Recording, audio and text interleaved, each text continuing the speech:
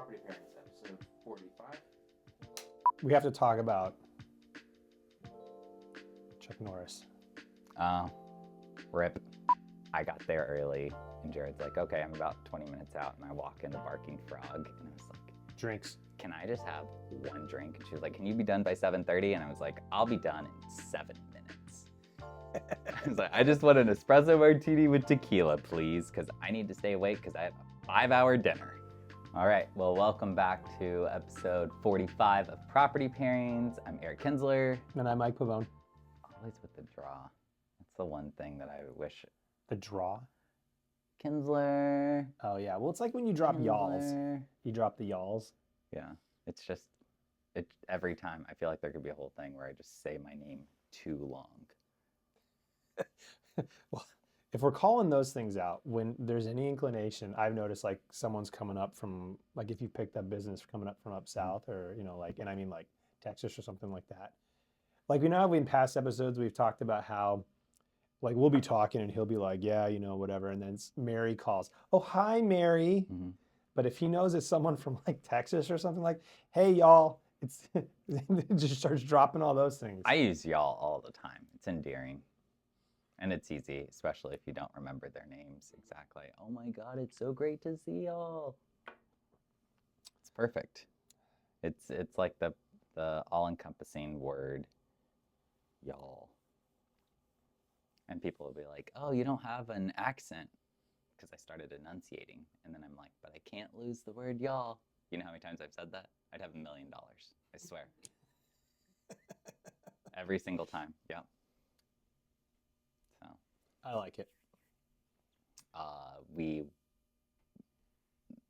Did we miss the last 2 weeks? I was in Canada last week, so. Or just last week, okay. Yeah. We have to talk about Chuck Norris.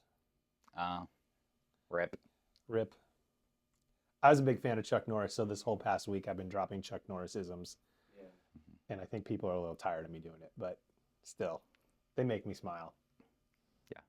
In the middle of the day, at night when we're playing Halo. That's just the time I get to spend with Mike, so I can only imagine what the rest of them. Or if you're just using the same ones over and over with everyone. No, I've and been you're finding just like, new you know ones. What's a good way to like bring everyone a little joy and laughter? And you're like, I'm going to use these 3 Chuck Norris jokes today. So I'm going to tell Eric, and I'm going to tell every client that I talk to, that I'm going to, well, probably I'm going to tell Julia, then I'm going to tell Eric, then I'm going to tell every client that I'm talking to, and then I might tell Eric again. Let's just be real. The only person that is really suffering is my wife. Oh, yeah, that's fair. Although last night I was laying in bed with the boys, you know, we're kind of winding down for bedtime routine. And I was kind of going through a list of the Chuck Norris jokes, and because they're 5 and 7, they're like, really? Can he do that? No, that's the point. Yeah. So anyways, get that out of the way. How was your week or past 2 weeks? Yeah, like for sure last week was a lot. There's some major burnout. I think it's just been going a lot. And then, yeah, I'm an empathetic person. So when people are struggling, I feel that too. And it was overwhelming. So on Tuesday, I didn't play tennis Monday night. Was that Tuesday this week? Mm-hmm. Okay. I didn't play tennis Monday night, called in a sub. And then on Tuesday, I just stayed at home, probably slept until 11, took like 5 naps that day. You know, just like recovery day, pretty much. So trying to get back in. Like post Tuesday, I feel like I've been better. Wednesday was like a little foggy because I slept so much. And then I had to check on him. Yesterday was good. And yeah, we have a lot of stuff going on, and it's not bad to talk about burnout or being overworked.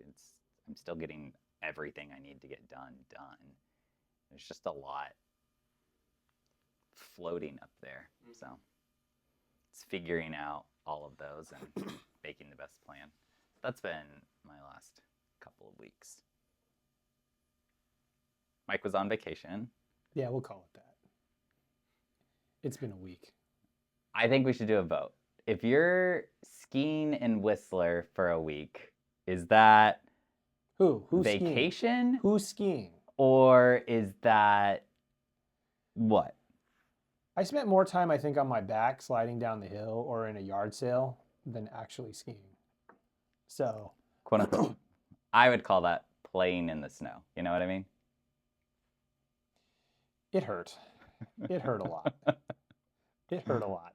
To the point where my father-in-law on the second day I went out, he saw how just irate I was because I'm falling all over the place.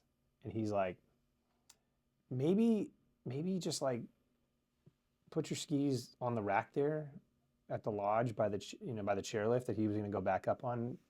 Just kind of take it easy for a little bit. It's like, I'm going to go sit. Yeah, that sounds perfect. Kids had fun though. Yeah. The skiing part, I want to keep trying, but I'm not very good at it. But going and being in a 2-bedroom condo with 3 kids, the 2 of you and your father-in-law, was a lot of fun actually. So, but glad to be back. Yeah. I missed that. You did have a fun time. Yeah, I missed you. Yeah. I didn't do a very good job communicating about that. We talked. He's like, just give me a thumbs up. Like, and I was like, I did miss you. It wasn't about missing me though. Wasn't it? Clear. No. Oh, It was just about acknowledging some of the work I was doing. That's that it. too, but I did miss you. There was one day I was wiping cat pee off of a door for one of our listings. Like Was that the one where sealing a toilet. Was that the one where I pulled the toilets out? Yeah. Sealing toilets, like getting ready for photos. It was like that day was, I think I had to come into the office, get a whole bunch of stuff ready. I was up at 3 a.m. texting a client who was in Switzerland. I was going to say, tell them where. Yeah. She was in Switzerland. And then I had to show that same client via FaceTime at 9 a.m., but I had work to do before that because everything was backed up. So this day, 3 a.m., talking to a client in Switzerland. 8 a.m. here, getting prepped for the day. 9 a.m., showing a FaceTime to a client. Right after that, over to Trilogy to tour some places with another client. Right after that, back here to pick up the marketing stuff to take to our Seattle listing. Got that thing activated. Right after that, showing with some buyers, and they accidentally went to the wrong address. And it's like Ballard Crown Hill is where we're supposed to be. I felt so bad. Like the guy put in like southeast instead of northeast, ended up in West Seattle. Yeah, because it's a quadrant system, right? And if you get southwest versus northwest wrong, you're on the other side of town. And I was sitting there when I saw that text message come through. The kids were eating dinner, I think, or something like that. And it was like, all I did was, no, that's not good. But I was like, I can't do anything. I'm in Canada right now. Yeah. So then, because all of that was like, everything worked out, right? It all worked out well. But it was also my husband's birthday dinner at the Herb Farm in Woodinville. And that started at 7. Not missing that. So, and then, but that showing was in Ballard, and it was basically an extra hour longer that I was there than I was anticipating. So I was like, Jared, you're going to have to Uber to the Herb Farm. I do not have time to like come pick you up and then go to the Herb Farm. So I got over there at like 6:25, and I went into What time did it start at? 7. Oh, okay. So I still got there early. You had time. Yeah, but there was no way to go to Ames Lake No. and then circle back. So I got there early, and Jared's like, okay, I'm about 20 minutes out. And I walk into Barking Frog, and I was like, Drinks. can I just have one drink? And she was like, can you be done by 7:30? And I was like, I'll be done in 7 minutes. I was like, I just want an espresso martini with tequila, please, because I need to stay awake because I have a 5-hour dinner. 5-hour dinner. 7 to 11. Yeah, It's those a dinners thing. are long. They're like 9 courses, wine pairings with everything. Yeah. I've never done it, but I've heard good things. Yeah, it's fun. It is a lot of fun. The food is good, but it's like it's frou-frou. So, you know what I mean? Like Is it the kind of thing where it's like, okay, now crack that with your spoon and then smoke billows out? kind of, I mean, it's the theatricals aren't there, but it is like foam made of Some essence of something? correct. Yeah, and it's on there. And it does all of it tastes really good Do you and the wanna- experience is great. Do you want a pizza afterwards? Yeah, afterwards I was like cuz Jared wasn't driving. So at the herb farm, pro tip, if you finish your glass of wine, they will refill it if they haven't started on the next one. So you get like a wine pairing with each meal, with each course, and there's 9 courses. So he's like, he's finishing them and getting some extra, and then On after, each course? not every course, But a few of them. majority, yeah. Yeah. Okay. So he's feeling good, and then I'm like, okay, let's stop by Matador. You didn't tell me that part. Yeah, so then we stopped by Matador, and yeah, we got home at like a little past midnight. Did you eat at Matador or just drink? I just had margarita. Okay. Yeah, so that was almost a 24-hour day. I did get some sleep between 3 a.m. and 8. But yeah, fun times. Those have been stressful, but good. As long as it all pans out, then it's good. You said you usually leave yourself some like buffer between stuff. I remember on a previous episode when it comes to like showings and whatnot. So we're with that person going to the wrong address. Like how bad were you early? Well, it was that was the last thing of the day before dinner. Got it. So I still made dinner on time. I just wasn't able to go back home. Right. And I had already told Jared, I was like, you may have to Uber because this is a tight schedule. This is my first time seeing homes with them, so I don't know if they're like, some people are like 3-minute people. They get there and they're like, nope, done. And then some people, Yes. yeah, or just like really want to look at every detail of the home. So you never really know with a buyer how long you're going to be at a place, and then you learn how long they are, and you're like, okay, well, I'll schedule 30-minute appointments knowing we'll be there for 15 minutes just in case they need overlap for traffic. So, anticipation. But it all worked out. And then Mike came back and it was like, I missed him. I did. We got a little Halo in this week. we did, yeah. Although we could have played last night, but when I got your first text message, you're like, hey, this thing's going a little long. It's like, all good, because I had fallen asleep in one of the kids' beds again. So I go work out, and then I don't know, my phone was somewhere, and our TV remote wasn't working, so I was like up and down, whatever. Anyways. And then I saw your text later. I think I think I saw it in the morning. I think I'd gone to sleep or fallen asleep. Yeah, it was like 11:18. I remember, because it was like, okay, I'll be home at 11:18, 5 minutes. Right now we're rocking Halo 4. How many left do you have? How many what? 5 and Infinite. So 2 more? Yeah. 2 more games? You've played Infinite already. I have played Infinite already, yeah. But I don't think that I went and beat everything in Infinite, because you can kind of just like veer off and just go straight to the boss. Is that what you did? No, I did several, but I didn't go. There was definitely a couple that I just left out. Like, I don't need to go back. It's a good game. It really is. But the open world is definitely different. So it's been good. We've been doing that. We did the one of our lenders that we use held an event, a body language event.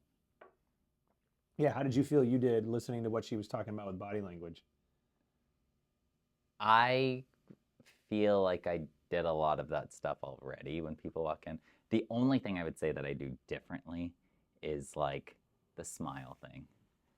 I can't stay smiling like this from the moment I get out of my car through the end of the event, right? It's like that's too much. So I am the person who's like, hey, how are you doing? And then I walk a little bit further, and when you're not looking at me, RBF.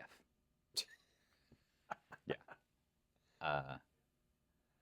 Otherwise, I think it was, I got value out of it. I mean, for what it was, but it was mostly just confirmation of things we already do. yeah,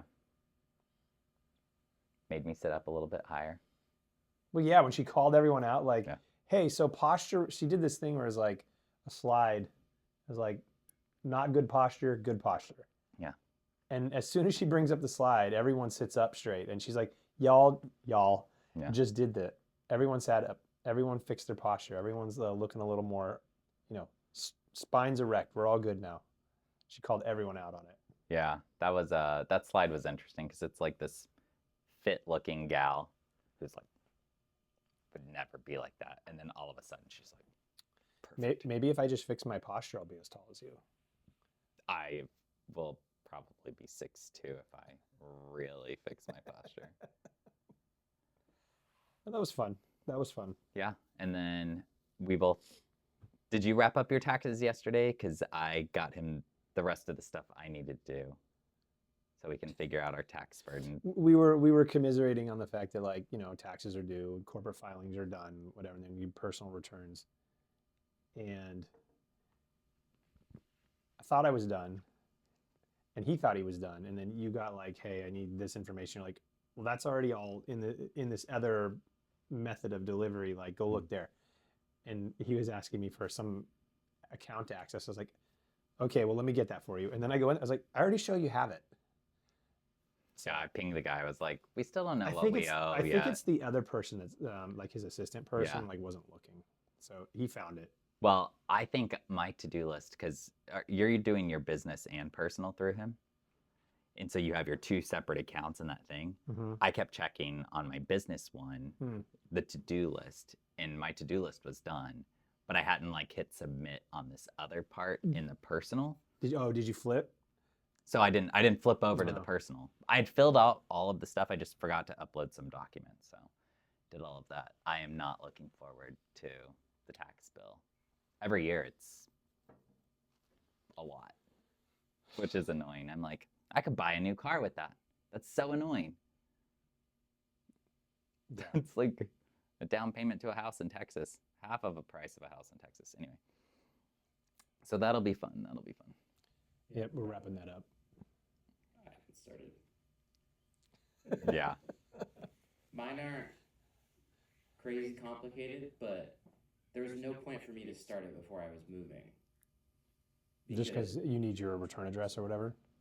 Well, yeah, I think just like address, but then also just like as far as staying organized, So my goal was like, okay, let me just make sure I know where everything is. That way, once my like desk and everything's set up in my new place, I can just take it out and like do it. But if I am unable to complete it before I move, the worst thing, just knowing myself, like the worst thing for me would be to put it on pause and then try and pick it up, and I'm like, where is everything? Yeah. It's not like when you're in the middle of a task and somebody interrupts you and it takes you like 20 minutes to spin back up after that interruption. Yeah. That's like a week. Yeah. Where'd I put everything? Where was I with this? Yeah. When it comes to that for us, I mean, I kind of go into lockdown mode for a couple of days. They're just assembling everything Yeah. because it's It's on your calendar. Tax stuff. Oh, yeah, I do Or put that- taxes. yeah. I put that in there. Yeah. I'm pretty good. Like, I keep a spreadsheet, basically like who I'll need a W-9 from, and if I have anybody that did have me on a W-2 or whatever, and then also as far as expenses go, subscriptions and different things. But then I also have like I just utilize a lot of like email tabs, so it's like anytime an email comes in, like I'm labeling it, if it's tax related or whatever. So when I do sit down to do it, it's like everything's in a pretty easy place to like be able to knock it out. Yeah. I just have to do it. I know. Ugh, I don't even like providing the documents. I'm like, just have the keys to my house and you do it. I don't want to acknowledge or deal with any of it. It's annoying. I think it's the most annoying because you have to pay to get your taxes done, and then you have to pay for your taxes, and so it's just like, I don't want to do any of that. Oh, I had another one this week. I had one of my clients that I'm getting ready to get their house listed. She brought us over dinner one night, Jared and I, yeah. She was just like, I feel like you've just been doing a whole bunch of stuff for us, and I really appreciate it, and I'd like to bring you guys dinner. So she made some stuffed bell peppers that were really delicious, and some roasted carrots. Was it stuffed with like beef and rice and the whole 9 yards? Yeah, Orzo? yeah. Was it orzo? No. It was like beef and corn and cheese and yeah. Yeah, those are good. They were good. It's very thoughtful. Like, you don't always get that. Not that you expect to get any of that from clients, because you're getting paid to do the work, but it's nice to get something in return. What are you doing this weekend? I am. Are you being Uncle Eric? I am, yeah. I'm actually looking forward to that. Yeah, tomorrow I'm babysitting the Pavone kids, and I bought 2 little Lego things for each of the boys and a princess dress for the Blair. setup. We have to go to an auction thing. So obviously, Uncle Eric, would you come watch the kids? And first thing he's like, what do they need? Yeah. Well, I don't really need anything, but Blair's in Elsa mode. Mm-hmm. Blair is no longer Blair. She is Princess Unicorn Elsa. Okay, nice. Yeah, she's Princess Unicorn Elsa. That's her name now. And she wears the same Elsa dress every day to school, so I have to wash it all the time. So there's going to be a new Elsa dress to throw into the rotation. Nice. And then he's like, well, what else can I get the kids? Well, the boys, I sent him these 2 foam swords because they just beat the crap out of each other with these cardboard swords I made them. Were they foam? There's they foam. Look plasticky. No, there's foam in there. Okay. But he's like, what about these? And they were like Lego sets. I'm like, 2 swords while I'm babysitting, like, someone's going to get smacked in the head. They already do. The worst is that if Blair got a hold of those 2 swords, she chases her brothers down with those. But he's going to do Lego sets. Yeah. Which will keep them quiet for however long it takes to build it. They're a lot of pieces. How many pieces are they? A lot. Oh, Yeah. Good. Good. I was like, I may come over early and like let them start doing that because. Good. So he's going to be Uncle Eric this weekend. 500? They're 500 pieces? I think so. One's like 364, the other's 4 something. There's a lot of pieces. Oh, great.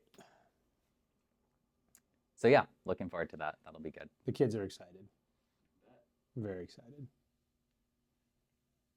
What else? That it? Yeah, I think that catches us up for the week. It's kind of 2 weeks of catching up here, so it took a little longer.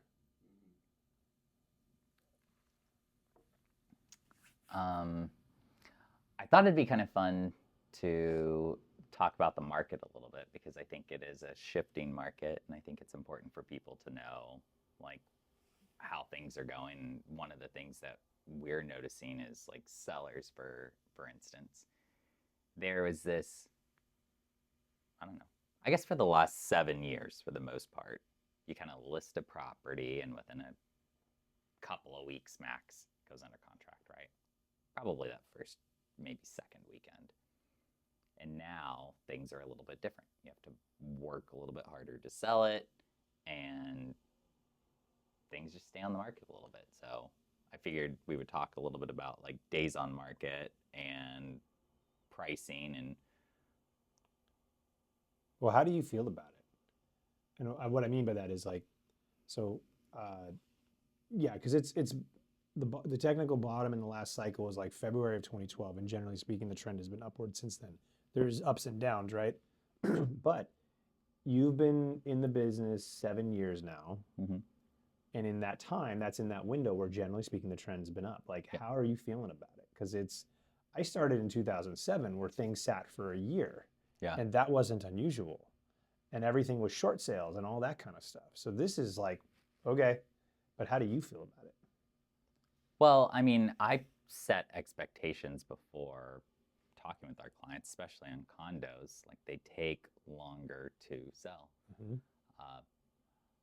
I think the only way, like the only different thing that I'm feeling about it is holding open houses, because you need to do it. Like, it's got to happen. The house has to be open, because you never know when a random buyer is going to come by who doesn't have an agent, and they're not going to schedule a private tour. So being there is important. That's the part where it's like, okay. And that kind of illustrates, like, there's been a lot more like expectation management, especially on the condo side. Yeah. We've been doing a lot more of that lately, where it's all about how you present too. So when you talk with the client, your tone is very even, and like, we're on the right track, we're doing the right things, all the things are there. It's not you, it's the market. So it's been a little bit of like adapting to that change. The change as a whole, though, it's been interesting. It's and we have the luxury to a degree to being, we're always up to like our waist or our neck in this stuff. But like our clients, it's just the one property they might be dealing with. So the market as a whole I've seen a little bit of like bifurcation, like splitting. Yeah. How about you? Yeah. Typically, like condo markets and residentials, they kind of move together, right? Mirroring each other. They're kind of within a margin. But I've seen more of a divergence lately, where more than I ever remember, where the condo market has definitely decoupled from the single family residential market, and it is moving slower. That doesn't mean that the single family market is just gangbusters. Like, yeah, you're immune, I'll just throw my sign up and we're still good. You still have to work for it. Yeah, you need a little more turnkey for sure. Mm-hmm. Those ones, turnkey with a good price, tends to go still, relatively quickly than something that needs help, unless the help home is aggressively priced. And it's worth it, or there's untapped potential. We have a handful of condos right now, or buyers looking for them, and the psychology of the seller on that side is managing their expectations, keeping them calm, things are moving forward, and on the buy side, kind of reeling them in just a little bit. Like, you can't hit them with everything and the kitchen sink, because it's not that market either. Yeah. You still, like, yeah, we can get some concessions more than probably you're in a better position now than any buyer has been in at least a handful of years. Oh yeah. But you still want to keep them engaged. You're still trying to get the home. So there's been managing expectations on both sides.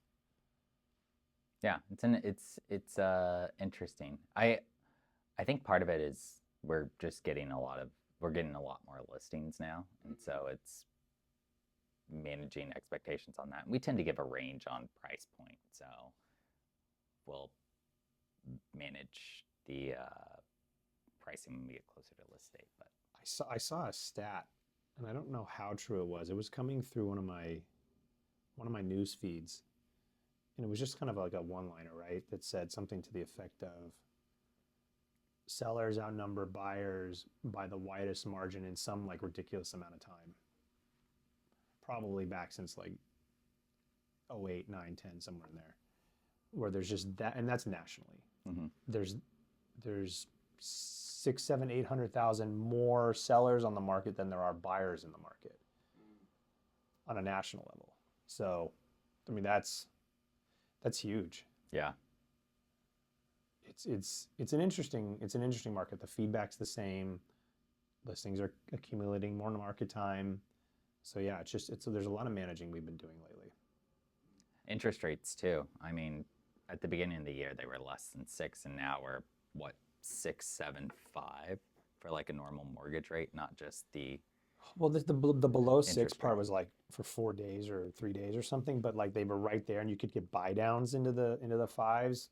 Yeah. I think it's temporary, but we have to resolve some situations that are external to our market. Yeah. Before that calms back down. So, overall, I'm bullish, but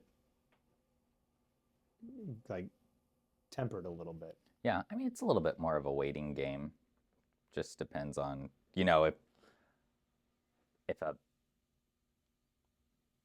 similar unit or some other unit in the complex that you have goes on at a significantly lower price, it's something you have to keep in mind. So then you have to be like, okay, well, we have to talk to the seller about a price drop, which is never a fun conversation. We've seen a lot of that on both sides. Yeah. So we're working on I should have it signed around today, one contract right now where it's kind of that thing where there's 2 units in the complex and my client writes on one of them, doesn't have the special assessment, that's been paid off. The unit's been updated, and the other unit in there still has the special assessment, hasn't been updated, and that one's actually priced higher. Yeah. It's like, who's going to go first? Well, obviously. Yeah, the other one that's done all of the bells and whistles and check the boxes. And they have the latitude to adjust their price more. Yeah. So, and so when we're on the other side of that, yeah, we've had that where it's not a race to the bottom like it was in 2008, 9, 10, 11, all that chunk of time. It's not that same kind of thing, but we are seeing it in, like, when you're in the community itself, that's a bit of a challenge. Yeah. It's been so much of that, though. It feels like every community that I've been looking at lately has some kind of assessment in the pipeline. Yeah. I mean, how many condos were built before the 90s? Like, everything built 90 and before is needing all of those. Well, and then layer onto that, like, you touched on one of the things is, like, people don't want to do it. It's like, I get you don't want to do it. It's why I sold the place that was in an HOA. Yeah. Because even though you don't want to do it, like, hey, okay, fine, but the siding will fall off your building. You've got water intrusion. Water's coming into these units here because of this. Like, we don't really have a choice. And if you keep not doing it, we then can't you're not sell going it. to get financing. We can't sell. Financing will decline it. Turns into an insurance thing, and We have one up in the Issaquah area where it's kind of that situation where, in that example, the association had done an assessment, got the results, like a site assessment, got the results of what they had discovered, and then they didn't do anything with it. Yeah. This is long before we got involved, years before we got involved. Then we get involved, and things aren't selling, and then it's coming out that, like, hey, we have to do the assessment again because the previous assessment's results are so old now. So they just finished that. Great. So it's a little worse now than what it was the last time we did it. We still don't know who's doing the work, how much it's going to cost, how we're paying for it, when does it start, any of those things. And because you don't know those things, you can't get non-warrantable financing. You can't get any type of financing in there. Mm-hmm. So you can't sell. So it's like, I get it. You don't want to spend the money, but yeah, if you want to be able to move out at some point, yeah, you got to fix it. Yeah, that's the crazy part. Yeah, and then they were talking about just, it's like, basically the previous board, whatever, just like mishandled things like so terribly that it's like, okay, now we're kind of trying to like make up for that, but this is something that like has to be done, because if you don't do it now, to your point, it's like, well, if you just do a new assessment in 2 years, taking account of inflation, different stuff, cost of materials, whatever, like it's not gonna get any cheaper. There's no scenario where this number goes down. I'm not saying that I would have like voted yes, but the people who were like clearly like, there's some people who just clearly didn't get it, and I'm like, I'm not saying I would vote yes, but I totally see the case here. Yeah, no one, I get it. No one wants to pay a big lump sum like that. The numbers can be nuts, and like the craziness of what they're dealing with can just be over the top. I think this is before we even started in the business. We had a listing up in Issaquah where they had to do an assessment, right, for an exterior envelope, because the builder wrapped the buildings in roof wrap, not like Tyvek or siding wrap, but roof wrap. Well, what does roof wrap do? Or that material, it keeps water out. Yeah. It also keeps stuff in. Yeah. So they wrapped the whole building in this stuff, which means the building couldn't breathe. So when they started pulling off the vinyl siding and found that stuff underneath, almost all the exterior walls and sheathing were toast. Jeez. And in that complex, it was up in Klahani. It was like a $60,000 per unit deal, Oof. and that's Per unit. Imagine your parents getting a $60,000 bill. Yeah, no, theirs is gonna be like 20K. I'm pretty sure. I Yeah. mean, it's stretched out, but like That used to be a scary number. Now I'm more scared of like 40 to 50. Yeah. 20? Oh, cool. It's only 20? Yeah. Sweet. That's not bad. Condos are. Mm-mm. Yeah, I think it'll be. Scary. I'm not saying that they maybe weren't aware of like this type of stuff being possible in HOAs, but now I bet like investing in anything in the future, they might stay away from HOAs just because, especially if you're not planning to live in it, it's like, Yeah. this is going to cause them such a huge headache, especially after all the money they just put into it To renovate remodel. it. Yeah. Yeah. And you're talking about also, and it's kind of getting a little wide of the mark, but then you're talking about something that impacts the value Mm-hmm. for a chunk of time, and it's not a couple months, it's a couple of years. It can Yeah. be. Yeah, because people tend to try to sell when there's an assessment coming up because they don't want to pay it. Yeah. And so then that gets knocked down off the sales price. So then sales prices go down, and it's just. But if you buy on the other side of that, which the client today, she's doing that, Yeah, they're paying off the assessment. Yeah. Yeah. it's not bad. Yeah, exactly. Unit's been done. Yep. I move in, it's been taken care of. So there's just like a chunk in there where it's maybe a couple, 2, 3, 4 years where values are hitting there. Yeah. All right, well, thank you for joining us here on episode 45 of Property Pairings. I'm Elsa, that's Anna. Oh, God. Remember to click like and subscribe. We'll see you next time. Cheers.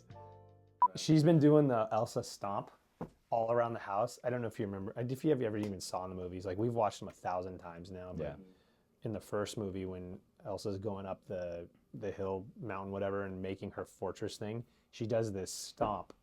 And so, And the whole thing. and everything turns to ice, right? Yeah. And so she's just walking around. She'll look at you and she just goes, and she's 2, gonna be 3, just stomping everywhere through the house, but only 1 foot. Do you ever do like a little bit and like when she does that, like you just freeze? Well, she does a lot of Bluey. Okay. So in that's that animated show for like, do you know what Bluey is? Yeah. So they do this like freeze wand thing or something. So she'll just walk into the kitchen, goes freeze, and so we'll freeze doing whatever we're doing. Okay, we need you to unfreeze us now so we can make dinner. Or I was going to do Kristoff and Sven. I'll do that next time. Okay. Yeah. You look very nice today. No, I don't. I think you do. I was going suns out, guns out. Yeah. That's what that shirt said. Yeah, he got a compliment, I don't know, week before last from our Was it? branch manager. Maybe it's this week. I don't remember. Oh yeah, yeah. He remembers. Now I all the remember. compliments. Compliments are like the one thing Mike does remember.